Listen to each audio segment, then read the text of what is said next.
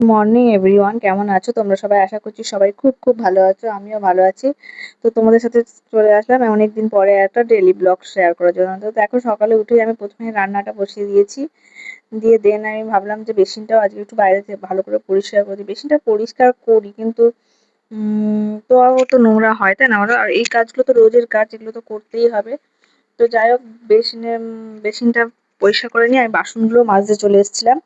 দেখো, কিছু বাসন মাজলাম। আজকে তরকারিটাও আমি বসিয়ে দিয়েছিলাম, জানো তো? বাসন মাজতে মাজতে একদিকে ভাত আর একদিকে তরকারি বসিয়ে দিয়েছিলাম। আর এখন না আমাদের নতুন টাইম কল যেটা দিয়েছে, তাতে জল চালু হয়ে গিয়েছে। তাই জন্য ভাবছিলাম যে সকাল সকাল যদি কাজটা করে নিই, তাহলে মানে মোটামুটি ওই টাইম কলে জলেই করতে হবে, তার ট্যাঙ্কির জল আর খরচ করতে হবে না। আসলে হাউস ওয়াইফ তো একটু বুঝে বুঝে চলতেই হয়।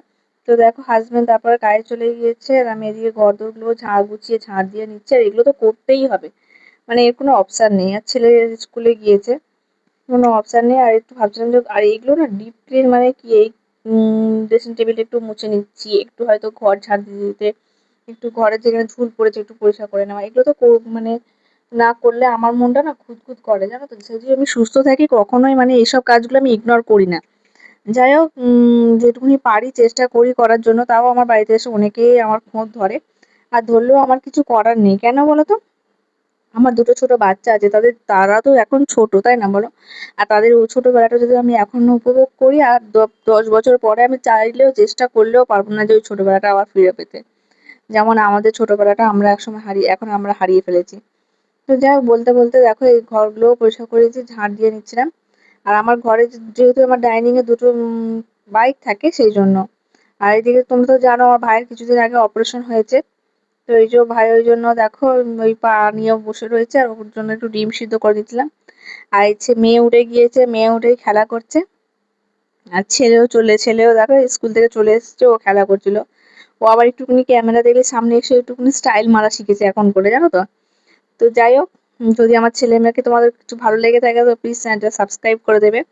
তো কি একটা বলছিল সেটা আমার মনে পড়ছে না। আর আমার মেয়ে না এখন এখন দাঁড়াতে শিখেছে একটু একটু, তোমরা নিশ্চয়ই শর্ট ভিডিওতে দেখেছো।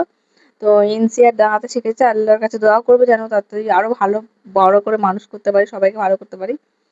তো যাই হোক, এইসব করতে করতে দেখো আমার মা চলে এসেছে। আর সকালে হাজবেন্ডকে যা হোক একটু রান্না করে দিয়েছিলাম। তো ভাবছিলাম বেলায় আবার রান্না করবো, তো একটু চা খেয়ে নিয়ে আর আমি দেখো এই জামা কাপড়ের যেটা আমার বক্সটা অনেকদিন ধরে না অগোছানো হয়ে গেছে। আমার সব জিনিসটা খুঁজে পাচ্ছি না, সব যেন হযবরল হয়ে গেছে। আর আমার না খুব কষ্ট হচ্ছে, মানে কোনটা কোথায় রেখেছি কিছুই মনে পড়ছে না। আর সবসময় তো গুছিয়ে ওঠা হয় না, জানো তো? তো রোজ গুছাবো, রোজ এগুলো মানে এলোমেলো হয়ে যায়। তোমরা কেউ রিলেট করতে পারবে আমার সাথে? দেখো, এগুলো গোছাতে গোছাতেই আমি আবার এদিকে আলু ভাজা করছিলাম। আজকে ভাবছিলাম একটু আলু ভাজা, পটল ভাজা, আর একটু ডাল করে নিয়েছিলাম। আর হচ্ছে একটু মানে মাংসের কাবাব করেছিলাম। যাই হোক, এই কড়াই রান্না করেছিলাম। আর এদিকে দেখো মেয়ে আবার আয়না দেখে খেলাও শিখে গিয়েছে, মেয়ে আয়না দেখে খেলছে। তো যাই হোক, আমার ভিডিওটা এইটুকুনি রাখছি। যদি কিছু ভালো লেগে থাকে প্লিজ চ্যানেলটা সাবস্ক্রাইব করে পাশে থাকবে। আর তোমাদের পাশে থাকাটাই আমার কাছে অনেক ইম্পর্টেন্ট। টাটা, ভালো থাকবে, সুস্থ থাকবে।